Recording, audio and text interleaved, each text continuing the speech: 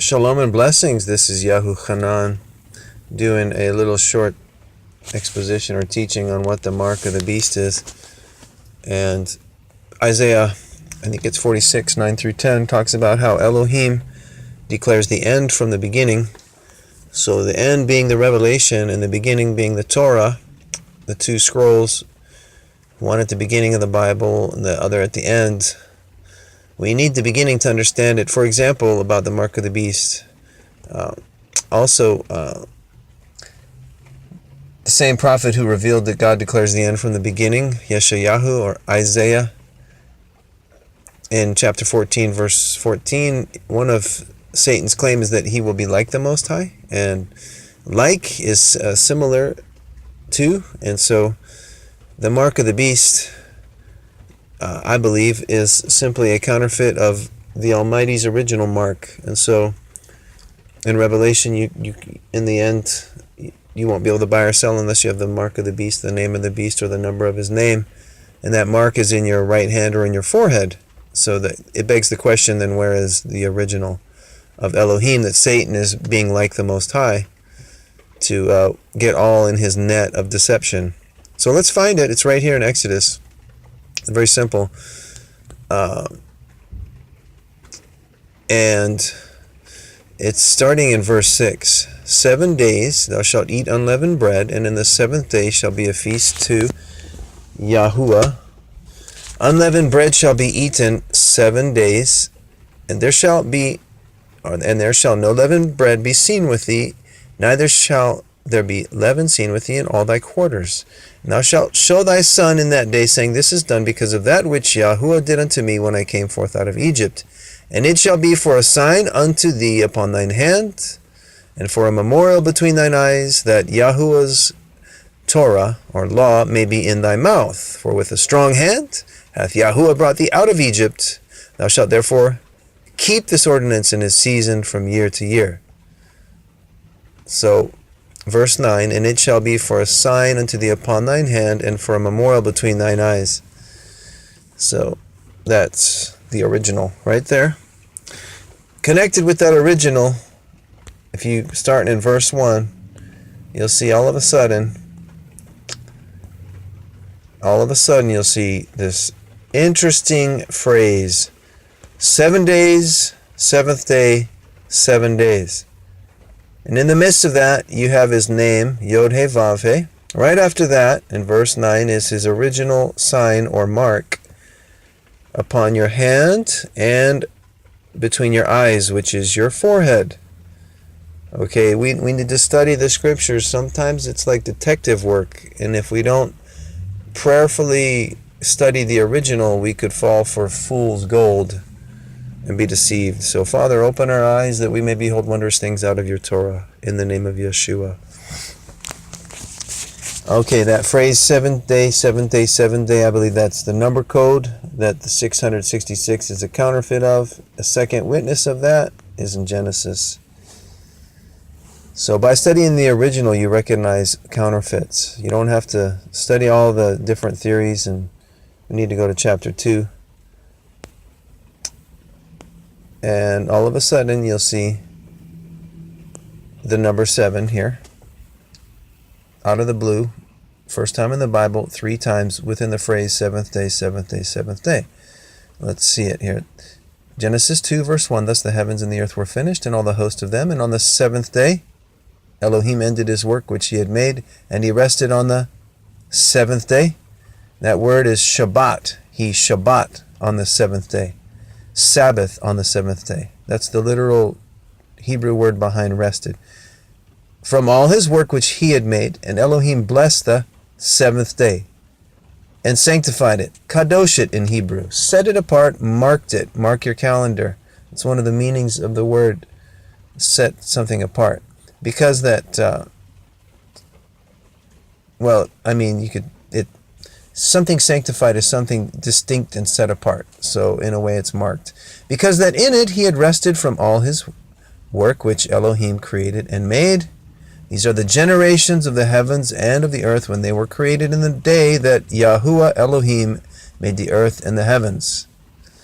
Okay, there's his name. Yod He Vav He, first time it appears in the Bible after the phrase seventh day, seventh day, seventh day.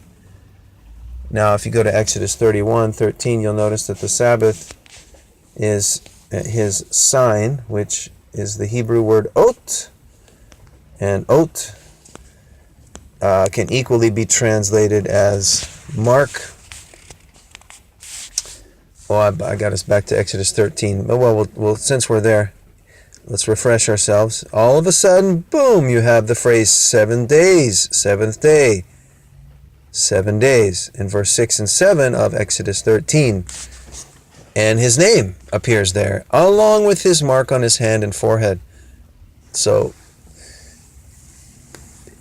it begs the question then, is there a counterfeit Feast of Unleavened Bread, since that is the original mark on the hand and forehead of the disciples, or Talmudim, the taught ones of the Most High? And is there a counterfeit system that receives worship, that has a man at the head of it that claims to be in the place of God? He sits in the temple of God showing himself that he is God. Is there a festival, a counterfeit Feast of Unleavened Bread? You know, it doesn't take long to sniff around and find it and recognize it. Furthermore, let's go back to Exodus 31, just about the Sabbath and that seventh day, seventh day, seventh day phrase. Exodus 31:13, we find out that the Sabbath is also a sign, which also means mark. And Yahuwah spake unto Moses, we're in verse 12, speak thou also unto the children of Israel, saying, Verily my Sabbaths ye shall keep, for it is a sign between me and you throughout your generations, that ye may know that I am Yahuwah that doth sanctify you. Ye shall keep the Sabbath therefore, for it is holy unto you. Every one that defileth it shall surely be put to death. For whosoever doeth any work therein, that soul shall be cut off from among his people. 6 days may work be done, but in the seventh is the Sabbath of rest, holy to Yahuwah. Whosoever doeth any work in the Sabbath day, he shall surely be put to death. Wherefore the children of Israel shall keep the Sabbath, to observe the Sabbath throughout their generations, for a perpetual covenant. Perpetual means everlasting. It is a sign between me and the children of Israel forever. For in 6 days, Yod He Vav He, Yahuwah, made heaven and earth, and on the seventh day he rested and was refreshed. Okay, so we know the Sabbath then, the original seventh day, seventh day, seventh day phrase appears there with the first appearance of his name. And also in the text we see that it's his sign, which can easily be mark, translated as mark. Furthermore, remember the Sabbath day in the fourth commandment. Remember is the word zikar, which means mark it. So the Sabbath is marked, you know. It's his sign, it's his mark between him and Israel, that he sets us apart, which is a similar to marking us, you know. He sets us aside as his people if you're part of Israel. Yeshua came not but for the lost sheep of the house of Israel. He came strictly for the lost sheep of the house of Israel. Those who believe in him are grafted into Israel, whether they were natural branches or not. Romans chapter 11. So we see here then the original is Passover and unleavened bread, where you have all the elements of the mark of Yah on your hand and forehead. His name appears there, and the phrase seventh day, seventh day, seventh day. Okay, so Elohim declares the end from the beginning. Where's the counterfeit Passover? Counterfeit Passover is Easter, Ishtar, tracing back to Astarte, Ashtoreth, these deities of the dawn goddess, and tracing itself to sun worship, where this deity is impregnated, and then about 9 months later, around the winter solstice, or December 25, comes the birth of the sun god from the mother. And so, you know, nothing against people that celebrate Christmas and Easter, you know, that they could, I'm not judging anybody, but we want to discover the truth, and then we don't want to accept fool's gold. And this is clearly the teaching of Christ, Yeshua. He said, "Think not that I am come to destroy the law, to abolish it." Unfortunately, many people think that he came to abolish the law. It's a tragedy. In the Sermon on the Mount, Yeshua, he says, "Think not, do not think something." But that's what people think. Just like in the Sabbath, it says, "Remember the Sabbath," and people forget it. It says, "Remember this day that we came out of Egypt," to remember Passover, and a lot of people forget it.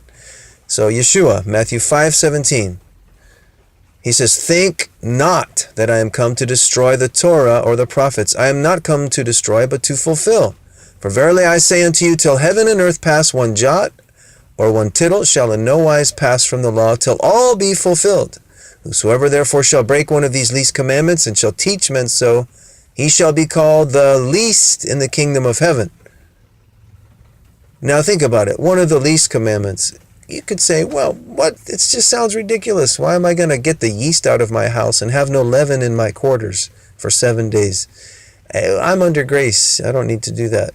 Well, I'm under grace, and I love to do that because it's His law, and I don't want to be called the least in the kingdom of heaven because I didn't get out the yeast.